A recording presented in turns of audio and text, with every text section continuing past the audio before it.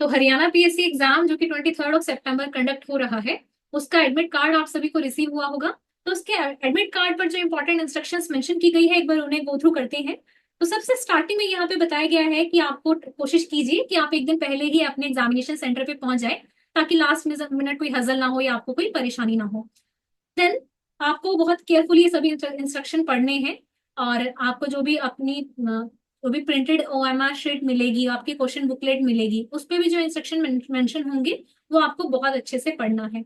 साथ में सभी कैंडिडेट्स को जो है अपना आधार कार्ड या वोटर कार्ड या ड्राइविंग लाइसेंस कोई भी एक जो है अपनी आईडी कैरी करनी है। और उसमें भी कहा गया है कि आप कोशिश कीजिए कि एक ओरिजिनल आईडी कार्ड को कैरी कीजिए, और जिसको आपको जो है अपने एंट्री पॉइंट पर एग्जामिनेशन सेंटर के शो करना होगा। जब एग्जामिनेशन सेंटर है, उसके एंट्री के लिए आपको एक admit card, original ID and pen, जो कि पेन आपका ब्लू हो सकता है या ब्लैक बॉल पेन यूज करें, आप कोई भी जेल पेन ना लेकर जाएं, तो यही परमिसेबल होगा। इसके अलावा कोई भी पेंसिल वगैरह आप नहीं लेकर जा सकते हैं। साथ में बता रहे हैं कि अगर आप एक दूसरे से पूछ रहे हैं या किसी का कॉपी कर रहे हैं तो आपको डिस्क्वालीफाई कर दिया जाएगा। और मेंशन किया है कि जो आपका स्क्रीनिंग टेस्ट होगा, तो वो एक प्रोविजनल है। अगर आपको इस स्क्रीनिंग टेस्ट के बाद जो है आप अगर क्वालिफाई कर देते हैं, आपको एलिजिबल करते हैं सब्जेक्टिव टेस्ट के लिए, तो अगर बाद में भी अगर कोई पॉइंट रहता है, मतलब वो किसी भी पॉइंट पर जो है आपका इसे कैंसिल भी कर सकते हैं। मतलब ये प्रोविजनल है। अगर स्क्रीनिंग टेस्ट में आप क्वालिफाई कर रहे हैं, इट डजंट मीन कि आपको जो है सिलेक्शन हो जाएगा फाइनली। इसके बाद अदर क्राइटेरिया भी आपको फुलफिल करने हैं और किसी भी लेवल पर जो है डिस्क्वालीफाई कर सकते हैं।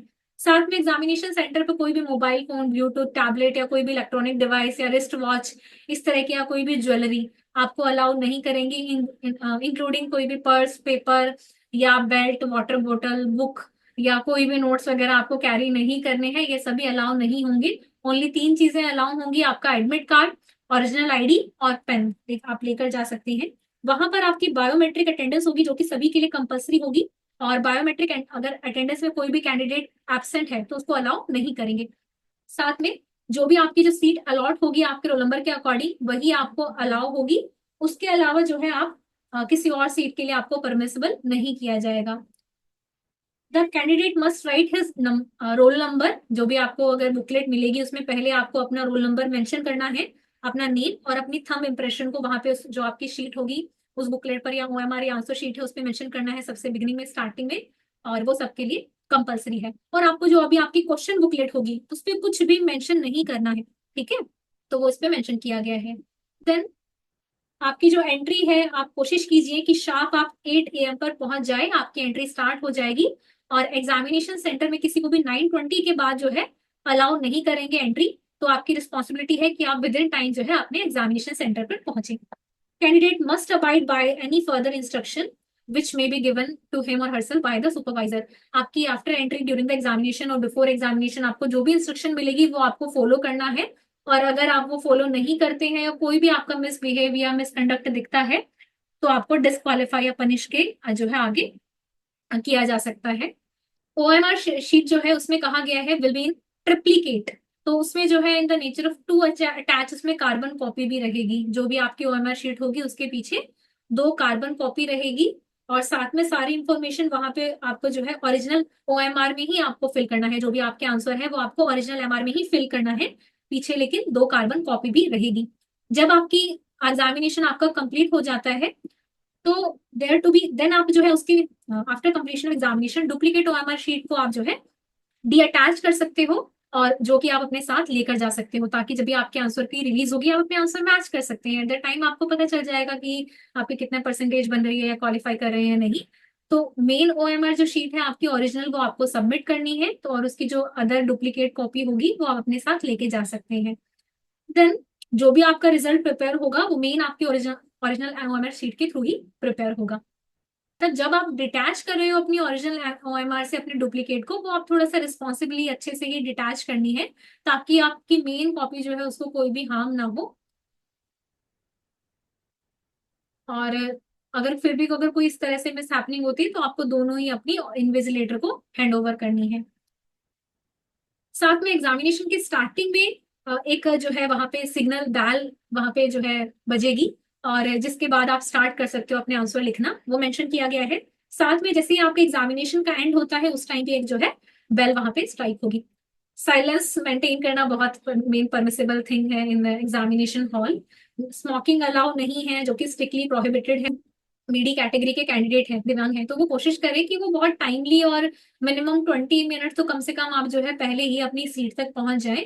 तो उसके लिए मेंशन किया गया है कि आप टाइमली अपने सेंटर पर पहुंचे, और साथ में जो है उसके रिलेटेड यहाँ पे कुछ मेडिकल सर्टिफिकेट इन सबको कैरी करने के लिए मेंशन किया गया है। एक बहुत ही इंपॉर्टेंट पॉइंट साथ में मेंशन कर रहे हैं कि सभी क्वेश्चन में आपको 5 ऑप्शन दिए जाएंगे। इससे रिलेटेड जो है मुझे बहुत सारी कॉल रिसीव हुई थी कि मैम इसमें क्या मेंशन किया है, कैसे अटेम्प्ट करना है। तो ये आपको खास ध्यान देना है, ये थोड़ा सा अलग इसमें मेंशन कर रही है कि हर क्वेश्चन में आपको 5 ऑप्शन मिलेंगे। तो अगर आपको उन 4 जो स्टार्टिंग के ऑप्शन है उनमें से आपको अगर कोई अटेम्प्ट करना है या आपको सही लगता है, आप उन्हें अटेम्प्ट कर सकते हैं। अगर आप किसी क्वेश्चन को छोड़ना चाहते हैं, इन दैट केस आप क्या करेंगे, जो ई है लास्ट 5वां ऑप्शन है उसको आपको डार्क करना है। तो 5 आपको ऑप्शन मिलेंगे, A B C D E। जो भी आपको ऑप्शन लगे, सही लगे, आप उसे फिलअप कीजिए, डार्क कीजिए। अगर इन दैट केस आप जो ऑप्शन ई होगा उसको डार्कन अप करेंगे या फिल करेंगे, ठीक है। अगर आप ऐसा नहीं करते हैं, कोई भी एक फिल नहीं कर रहे हैं, तो उसको नेगेटिव मार्किंग माना जाएगा। अगर आप फिल कर देते हैं, अगर आपको अटेम्प्ट नहीं करना, तो कोई भी नेगेटिव मार्किंग नहीं होगी। लेकिन अगर आप फिर भी ई को फिल जो है नहीं कर रहे हैं, तो इट मीन वहां पे आपके 0.25 मार्क्स जरूर डिडक्ट किए जाएंगे, ठीक है। तो अगर आपको कोई भी क्वेश्चन अटेम्प्टेड छोड़ना है, इन दैट केस आपको ई ऑप्शन जरूर फिल करना है। साथ में एक बहुत इंपॉर्टेंट, ये स्टार्टिंग में भी इन्होंने जो नोटिफिकेशन दिया था उसमें भी मेंशन किया था कि अगर कोई कैंडिडेट ऐसे 10 से ज्यादा क्वेश्चन छोड़ देता है, 10% से ज्यादा क्वेश्चन छोड़ देता है जिसमें उन्होंने एक भी ऑप्शन फिल नहीं किया, तो उन्हें वो सीधा ही डिस्क्वालीफाई माना जाएगा। तो आप याद रखिए कि अगर कोई भी क्वेश्चन आप छोड़ रहे हैं तो उसमें ई को जरूर आपको फिल करना है, अदरवाइज जो भी आपको ऑप्शन सही लगे उसको डार्कन अप कीजिए। साथ में जितने भी आपके पॉजिटिव क्वेश्चन रहेंगे, पॉजिटिव मार्किंग के लिए यहाँ पे +1 आपको अलॉट किया जाएगा, और -2 5, ठीक है। तो 1/4 की यहाँ पे नेगेटिव मार्किंग है, आप उसका खास ध्यान रखिए। साथ में आपकी डिस्क्रिपेंसी जो भी फिलिंग रोल नंबर होगा वो आपको अच्छे से फिल करना है। उसके रिलेटेड बताया अपनी क्वेश्चन बुकलेट में भी, आप अपना OMR जो है, OMR शीट पे भी आप अच्छे से अपना रोल नंबर को फिल करेंगे। जो आपकी ओरिजिनल OMR होंगी वो रिजल्ट के लिए कंप्यूटर के थ्रू स्कैन की जाती है। इसीलिए आप कोशिश कीजिए कि जो भी सर्कल होंगे वो ना करें, जो भी सर्कल होंगे जिसमें नहीं करेंगे तो आपके रिजल्ट में बायस हो सकता है जो क्वेश्चन आपने सही लगाया हो वो कंसिडर ना किया जाए। इसीलिए आपको अपनी OMR शीट के सर्कल को सही से फिल करना है। कैलकुलेटर आपके एग्जाम में अलाउड नहीं है।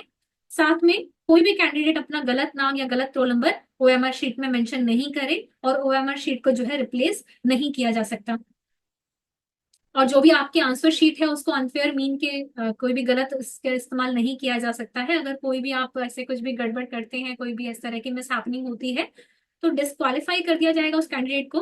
और आपकी अपनी ओरिजिनल OMR शीट अपने इन्विजिलेटर को सबमिट करने के बाद ही आप एग्जामिनेशन हॉल छोड़ सकते हो। आप अपने साथ वो ओरिजिनल OMR शीट नहीं ले जा सकते हैं। कोई भी अगर इनडिसिप्लिन या इनडिसिप्लिन होता है या मिसबिहेवियर होता है, जो भी इंस्ट्रक्शन बताई गई आप उन्हें नहीं फॉलो करते हो, तो उसके बाद जो है उसके अगेंस्ट एक्शन लिया जा सकता है। तो ये सभी यहाँ पे जो इंस्ट्रक्शन मेंशन की गई है आपके एडमिट कार्ड पर, तो आप कोशिश कीजिए कि आप इन सभी को फॉलो करें, इन चीजों का ध्यान रखें। अपने जो सेंटर है, एग्जामिनेशन सेंटर है, उस पर बहुत टाइमली पहुंचिए, और कोशिश कीजिए कि आप एक दिन पहले ही अपने, अगर आप अदर स्टेट से हैं या फिर अदर डिस्ट्रिक्ट से हैं या आपसे थोड़ा डिस्टेंस पर है आपका एग्जामिनेशन हॉल, तो आप टाइमली वहां पर पहुंच जाइए। और जितना हो सके अपना अपना कूल एंड काम माइंड रखिए। अभी भी मुझे कई कॉल रिसीव हो रही है कि मैम बहुत हजल हो रहा है या बहुत टेंशन हो रही है, हमने पढ़ लिया है, सारे क्लासेस अटेंड कर लिए हैं, लेकिन फिर भी समझ नहीं आ रहा क्या पढ़ें क्या करें। अभी बहुत ज्यादा हजल नहीं हो रहा है, बी कूल बी काम, जितना आपने पढ़ा है उसको रिवाइज कर लीजिए। कोई भी नई चीजें नहीं पढ़नी है। संहिता की एक अच्छे से रीडिंग आप कर चुके हो, तो अभी क्या है, 3 दिन बचे हैं। आप कोशिश कीजिए कि जो आपके सब्जेक्ट है, ईयर वाइज सब्जेक्ट है, उनको आपके 3 दिन है उसमें कोशिश कीजिए। जैसे आज आपने फर्स्ट ईयर के टॉपिक सारे कवर कर लिए, BMS फर्स्ट ईयर वाले सारे सब्जेक्ट कर लिए, पदार्थ विज्ञान है, इतिहास है, रचना है, क्रिया है, इसका थोड़ा मॉडर्न देख लिया। देन फ्राइडे के दिन आपने जो है अपना सेकेंड ईयर वाला सारा पोर्शन देख लिया है, आपने रसशास्त्र है, अगर तंत्र है, गायनी ऑब्स, जितना हो सके मिक्स करके थर्ड ईयर के, तो वो आप मैनेज करके सेकंड थर्ड ईयर के कवर कर लीजिए। ऐसे ही आपने तीसरे दिन जो है सैटरडे को थोड़ा थर्ड ईयर के पोर्शन देख लिया है। फाइनल ईयर में तो काय चिकित्सा शल्य चालक की ही है, तो उसको भी मैनेज करके इन 3 दिन में ही आप कवर कर लीजिए, मतलब किसी भी तरह सारे सब्जेक्ट को मैनेज कीजिए।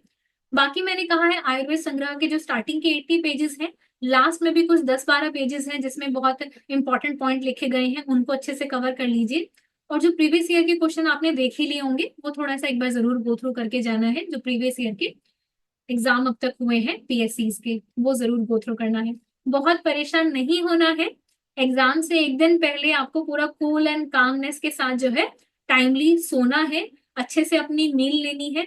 इतना भी नहीं कि बहुत ज्यादा उसके बाद लिथार्जी हो, आलस्य की उत्पत्ति हो रही है, और इतना भी ना हो कि आपने बिल्कुल इतना चिंता कर लिया है या आप बिल्कुल ही क्षुधा ग्रहण कर रहे हैं, खाना नहीं खा रहे हैं, तो क्या होगा? वात के प्रकोपित होगा, वात प्रकोपित होकर रज के साथ मिलके क्या करेगा? मोह को उत्पन्न करेगा। वात पित्त मोह को उत्पन्न करेगा रज के साथ मिलके, तो उससे आपको एग्जाम्स में कंफ्यूजन हो सकती है। ये आपका मेमोरी बेस्ड एग्जाम है जिसमें आपको टिक करना है कि कौन सा ऑप्शन सही है, आपको याद आ रहा है या सही है। तो अगर भ्रम होगा तो गड़बड़ हो सकती है, तो कोशिश कीजिए अपनी धृति जो रखने वाला है हमारा कफ, उसको धारण कीजिए, उसको बनाए रखिए, और बिल्कुल शांति के साथ कालनेस के साथ जो है अपने 3 दिन अच्छे से यूटिलाइज करना है। सारे सब्जेक्ट हल्के से एक बार गो थ्रू करना है, और अपने एग्जाम सेंटर पर टाइमली पहुंचकर अपना पूरे शांत मन से और अपना ध्यान के साथ क्वेश्चन अटेंड करने हैं। फिर भी क्या होता है, एक बहुत कॉमन चीज होती है कि जब एग्जाम सेंटर पे जाते हैं तो इतना हजल होता है, हार्ट बीट बहुत तेज हो जाती है, पसीने पसीने ऐसे स्टूडेंट हो जाते हैं। तो कोई बात नहीं, क्या कीजिए, मुझे जो बहुत बेस्ट लगता है कि आप गाना गुनगुनाइए। जब भी ऐसा टेंशन लगे तो गाना गुनगुनाइए। कोशिश कीजिए कि एग्जाम से पहले आप किसी से भी बात ना करें, other than your teacher, other than your well wisher, और अदर देन योर पेरेंट्स। आप किसी भी अपने कलीग से या अपने ज्यादा बात नहीं करना है, और आप बस अपने शांत मन से, क्योंकि ऐसे टाइम पे सभी परेशान होते हैं और वो परेशानी ज्यादा शेयर करते हैं देन कंपेयर टू अपनी कूलनेस। इसलिए किसी से बात नहीं करना है, अपनी भी चीजें किसी से शेयर नहीं करना है। आप अपने पूरे शांत मन के साथ अपने एग्जामिनेशन सेंटर पे जाइए, वहां पे भी किसी से बातें नहीं करना है, जो आपको इंस्ट्रक्शन मिले हैं उन्हीं पे ध्यान रखना है। गाना गुनगुनाइए, अच्छे से पानी पीजिए, और ये भी ध्यान रखिए कि बार बार आपको वेग उत्पन्न ना हो, कि बार बार आपको बीच में ना जाना पड़े, उसका भी थोड़ा खास ध्यान रखिए। और अभी क्या है, थोड़ा वेदर इस तरह का है कि यहाँ पे बारिश ज्यादा है, तो कभी भी बारिश हो सकती है, तो जो बहुत नेसेसरी चीजें हैं, वाटर बॉटल है, आपका अम्ब्रेला है, वो एग्जामिनेशन सेंटर तक जरूर लेके जाइए। अंदर अलाउ नहीं होगा, लेकिन वहां तक के लिए आप जरूर कैरी करें। अगर अपने स्टेट से दूसरे स्टेट से ट्रैवल कर रहे हैं तो बेसिक चीजें हैं, उनको कैरी कर कर जरूर लेकर जाइए। और अपनी हेल्थ का, अपने मेंटल पीस का अच्छे से ध्यान रखिए। All the best. और सब अच्छा होगा, आपने की है तैयारी तो डेफिनेटली इसका रिजल्ट भी आपको अच्छा मिलेगा। Give your best, and all the best from my side. Okay, take care, all the best.